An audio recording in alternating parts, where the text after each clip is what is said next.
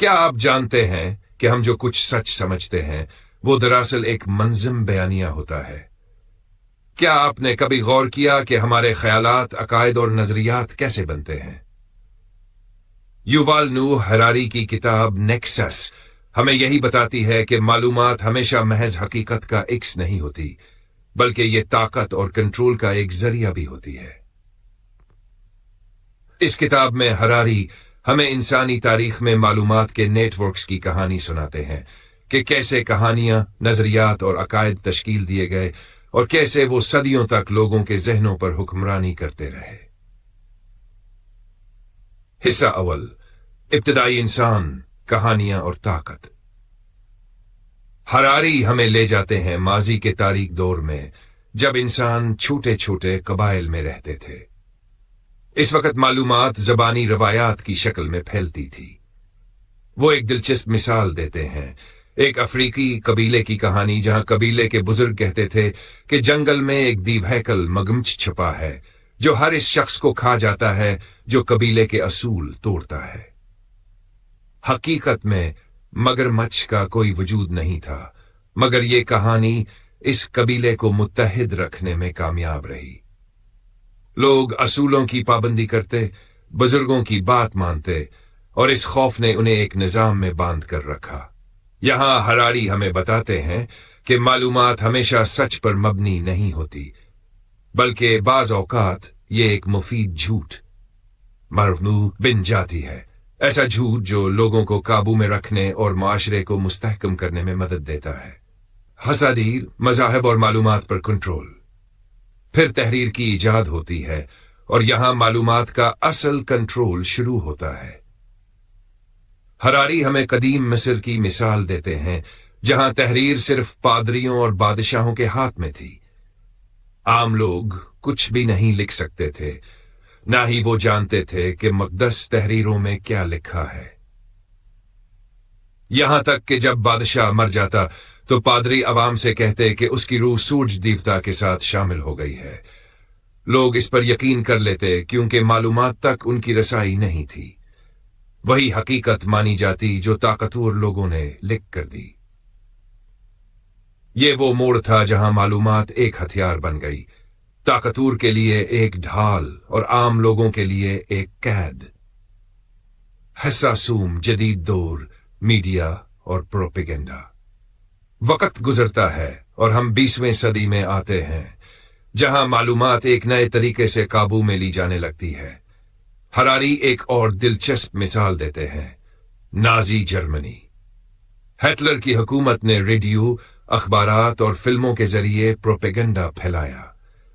ایک ایسا بیانیہ بنایا گیا جس نے پورے جرمنی کو ایک جنگ پر متحد کر دیا۔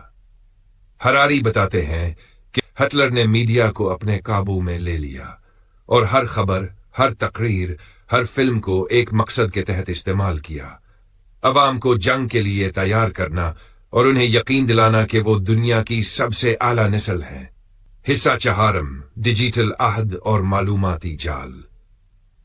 اور پھر ہم آتے ہیں آج کے ڈیجیٹل دور میں۔ ہراری ہمیں فیس بک، گوگل اور سوشل میڈیا کی طاقت کے بارے میں بتاتے ہیں کہ کیسے الگورتھمز ہماری معلومات کو کنٹرول کرتے ہیں۔ یووال نوح ہراری کی کتاب نیکسس ہمیں ایسے واقعات سے روشناس کراتی ہے جو ثابت کرتے ہیں کہ معلومات کا کنٹرول ہی اصل طاقت ہے۔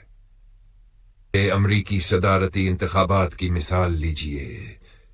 یہ وہ وقت تھا جب دنیا نے پہلی بار یہ محسوس کیا کہ معلومات کو کس طرح ایک ہتھیار کے طور پر استعمال کیا جا سکتا ہے۔ ہراری ہمیں بتاتے ہیں کہ کیسے سوشل میڈیا، خاص طور پر فیس بک، عوامی رائے پر اثر انداز ہونے کے لیے استعمال کیا گیا۔ کیمبرج انالیٹکا نامی ایک کمپنی نے لاکھوں امریکی شہریوں کے فیس بک ڈیٹا کا تجزیہ کیا۔ الگورتھمز نے لوگوں کی نفسیاتی پروفائلنگ کی، یہ معلوم کیا کہ کون سے ووٹر غیر یقینی کا شکار ہیں، اور پھر انہیں خاص طور پر ایسی خبریں اور اشتہارات دکھائے گئے جو ان کی رائے کو تبدیل کر سکیں۔ مثال کے طور پر، ایک ریاست میں ایسے ووٹرز جو ہلیری کلنٹن کی حمایت کر رہے تھے، انہیں خاص طور پر ایسی جھوٹی خبریں دکھائی گئیں جن میں کلنٹن پر کرپشن اور دھوکہ دہی کے الزامات لگائے گئے تھے۔ دوسری طرف ڈونلڈ ٹرمپ کے ووٹرز کو ایسی خبریں دکھائی گئیں جو ان کے جذبات کو مزید مضبوط کر سکیں۔ نتیجہ، لاکھوں ووٹرز نے اپنی رائے سوشل میڈیا کے ذریعے بنائی، اور شاید یہی وہ نکتہ تھا جس نے انتخابات کا نتیجہ بدل دیا۔ یہاں ہراری ہمیں خبردار کرتے ہیں کہ آج کے دور میں جمہوریت صرف ووٹ ڈالنے کا نام نہیں، بلکہ یہ اس بات پر منحصر ہے کہ ووٹر کو کس قسم کی معلومات دی جا رہی ہے، کیونکہ جو معلومات آپ دیکھ رہے ہیں وہی آپ کی حقیقت بن رہی ہے۔ اگر آپ سمجھتے ہیں کہ معلومات صرف انتخابات پر اثر ڈالتی ہے تو میانمار کی مثال دیکھیے۔ یہاں غلط معلومات نے لاکھوں لوگوں کی زندگیاں خطرے میں ڈال دیں۔ میانمار کی فوج نے فیس بک کو ایک پروپیگنڈا ہتھیار کے طور پر استعمال کیا۔ انہوں نے جعلی اکاؤنٹس بنا کر ہزاروں جھوٹی خبریں پھیلائیں جن میں دعویٰ کیا گیا کہ روہنگیا مسلمان دہشت گرد ہیں، وہ بد مت کے پیروکاروں کو قتل کر رہے ہیں اور وہ میانمار کے لیے خطرہ ہے۔ یہ نفرت انگیز مہم اتنی کامیاب رہی کہ عام شہریوں نے روہنگیا مسلمانوں کے خلاف تشدد شروع کر دیا۔ ہزاروں افراد قتل کر دیے گئے، لاکھوں کو اپنے گھروں سے نکال دیا گیا، اور اقوام متحدہ نے اسے نسل کشی قرار دیا۔ یہاں سب سے خوفناک بات یہ تھی کہ میانمار میں فیس بک ہی انٹرنیٹ کا سب سے بڑا ذریعہ تھا۔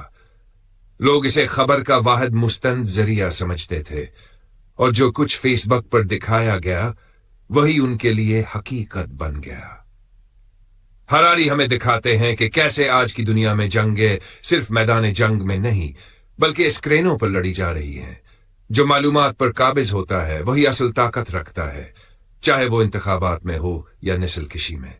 یہاں ہراری ہمیں خبردار کرتے ہیں کہ جب بھی معلومات ایک ہی ذریعہ سے آئے اور جب ایک ہی بیانیہ ہر جگہ گونجنے لگے تو ہمیں سوچنا چاہیے کہ شاید ہم کسی منظم پروپیگنڈے کا شکار ہو رہے ہیں۔ یعنی معلومات اب بھی کنٹرول کی جا رہی ہے، بس طریقہ بدل گیا ہے۔ ہراری ہمیں ایک اور حیران کن حقیقت سے روشناس کراتے ہیں۔ آج ہر انسان اپنے ہی ایک الگ ببل میں قید ہے۔ اگر آپ ایک خاص سیاسی نظریہ رکھتے ہیں تو سوشل میڈیا آپ کو صرف وہی خبریں دکھائے گا جو آپ کے خیالات سے میل کھاتی ہوں۔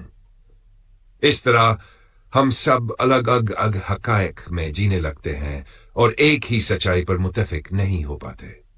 یہی وجہ ہے کہ دنیا میں تقسیم بڑھ رہی ہے، کیونکہ ہر شخص اپنی پسند کی معلومات دیکھ رہا ہے اور ہر گروہ اپنی ہی دنیا میں قید ہو چکا ہے۔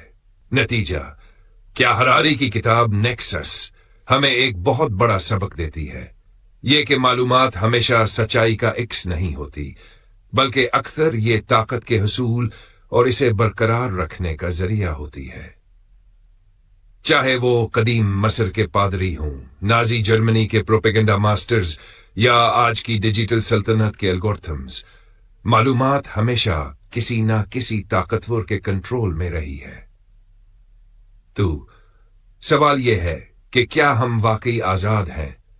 کیا جو معلومات ہم تک پہنچتی ہے وہ مکمل سچائی ہے، یا پھر ہم ایک نادیدہ جال میں پھنسے ہوئے ہیں جہاں ہماری حقیقت دوسروں کے بنائے گئے اصولوں کے تحت طے کی جاتی ہے؟ یہ فیصلہ آپ پر ہے۔